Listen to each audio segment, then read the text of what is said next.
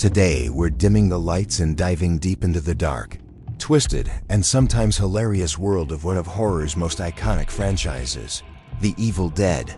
But we're not just talking about Ash and his chainsaw hand today. We're going back to the very beginning, to the source of all the demonic chaos, the one and only Necronomicon Ex Mortis, the Book of the Dead. Where did this flesh-bound tome come from? What ancient secrets does it hold? And how did it end up in that creepy cabin in the woods? Grab your boomsticks because we're about to uncover the dark origins of the Evil Dead. Before we get to the movies, let's talk about the book's real-world inspiration. The name Necronomicon didn't originate with Sam Raimi. It was actually coined by the master of cosmic horror himself, H.P. Lovecraft, way back in the 1920s. In Lovecraft's stories, the Necronomicon was a forbidden grimoire written by the mad Arab Abdul al-Hazard. It was said to contain knowledge so dangerous it could drive a person insane just by reading it. Lovecraft created this fictional book to add a sense of shared history and deep lore to his Cthulhu mythos. He would reference it across multiple stories, making it feel like a real, tangible artifact of unspeakable evil that existed just beyond our reality. This concept of a cursed book, a key to unlocking horrors from beyond, was the perfect foundation for what would become the Evil Dead's own legendary text. Sam Raimi, a huge fan of Lovecraft's work, took this idea and ran with it, creating his own version for the Evil Dead universe. He initially called it Natrum Demonto in the first film, but by Evil Dead 2, it was officially the Necronomicon Ex Mortis. The Ex Mortis part, meaning from death, perfectly captures its gruesome purpose. This wasn't just some dusty old book. This was a relic with a truly horrifying backstory. According to the lore established across the films, the TV series Ash vs. Evil Dead, and even the comics, the book was written by a group of ancient beings known as the Dark Ones. These powerful entities, hailing from a hellish dimension, transcribed their evil knowledge onto its pages. But what are these pages made of? Well, if the look of the book didn't give it away, it's bound in human flesh, and the ink? It's human blood, of course. The book itself is a living, breathing conduit of evil. It's not just a collection of spells, it's a gateway. Reading its passages aloud doesn't just summon a few spirits. It rips a hole in the fabric of reality, allowing the malevolent entities it serves, the Kandarian demons, to cross over into our world. This is the core mistake that every hapless group of teenagers makes in this franchise. They find the book, they get curious, someone reads the incantations, and all hell literally breaks loose. Let's trace its journey through the films. In the original The Evil Dead, we're introduced to the book through a tape recording left behind by Professor Raymond Noby. He was an archaeologist who discovered the Necronomicon at an ancient Sumerian ruin called the Castle of Kandar. Yes, that's the same castle we see in Army of Darkness. Noby brought the book and the Kandarian dagger back to a remote cabin to study and translate it. In his infinite wisdom, he decided to read the resurrection passages aloud and record them, unleashing the evil that would later torment Ash Williams and his friends.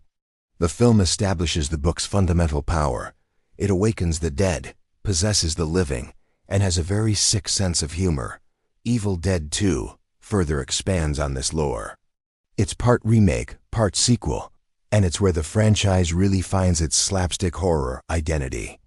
We learn more about Professor Noby and his work through his daughter, Annie. The film introduces the idea of the hero from the sky, a prophesied warrior destined to battle the evil of the book. Pages from the Necronomicon depict a figure with a chainsaw and a shotgun, foretelling Ash's destiny. This is a brilliant narrative turn. It transforms Ash from a simple survivor into a reluctant, preordained hero. The film ends with Ash being sucked through a time portal, courtesy of the book's magic, and landing right in the Middle Ages, setting the stage for the next chapter. And what a chapter it is! Army of Darkness takes the Necronomicon's lore to a whole new level. Now in the year 1300 AD, Ash learns that the book is the only way he can get back to his own time. The problem is, There are actually 3 books, and he has to recite a specific phrase to get the right one. Klaatu Barata Nikto. It's a classic sci-fi reference, but for Ash, it's a critical instruction. Of course, this is Ash Williams we're talking about. He fumbles the words, and in doing so, awakens the army of darkness, led by his own evil doppelganger, Bad Ash.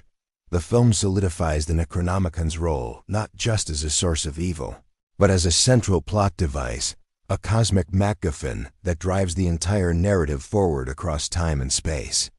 Then we have the 2013 Evil Dead reboot, or reimagining. This film took a much darker, grittier approach. The book itself was given a more disturbing design, filled with grotesque illustrations and chilling warnings scrawled by previous victims. One of the most effective additions was the warning, "Don't read it, don't write it, don't hear it. Destroy this book." It raises the stakes immediately. The film also introduces a different motivation for reading the book. Here, the characters read from it in a misguided attempt to perform a ritual to save Mia from what they believe is a drug withdrawal, but is actually a demonic possession. It's a tragic modern twist on the old "curiosity killed the cat" trope, showing that even good intentions can pave the road to hell when the Necronomicon is involved. Finally, we have the phenomenal Ash vs. Evil Dead TV series. This show is a treasure trove of Necronomicon lore. It reintroduces the Dark Ones, the original authors of the book, and reveals that the book was one of 3, the others being destroyed. We also meet Ruby Nobi, Professor Nobi's other daughter, who reveals she is actually one of the Dark Ones and the original author of the Necronomicon. Her centuries-long plan is to regain control of the book and unleash its full power upon the world. The series dives deep into the mythology, explaining that the book has a consciousness and actively seeks out the weak-willed to manipulate. It's not just a passive object. It's an active antagonist, a master manipulator that feeds on chaos and suffering. The show confirms that the face on the book's cover changes, often mocking or taunting whoever holds it, reinforcing its sentient nature. So, what are the book's ultimate secrets? The Necronomicon is more than just a book of spells. It's a key, a prison, and a weapon all in one.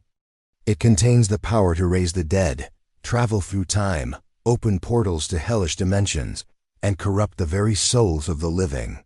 But its greatest power lies in its ability to endure. It can't be easily destroyed. As we've seen time and time again, even when you think the evil is vanquished, the book always finds a way to resurface. It preys on human weakness, curiosity, grief, ambition, and even love.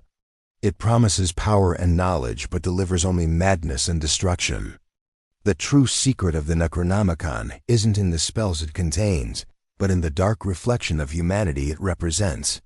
It's a testament to the idea that some doors are better left unopened and some books are better left unread. From its Lovecraftian roots to its central role in one of horror's most beloved franchises, the Necronomicon Ex Mortis has become an icon of terror. It is a symbol of forbidden knowledge and the thin veil that separates our world from the unspeakable horrors that lie beyond.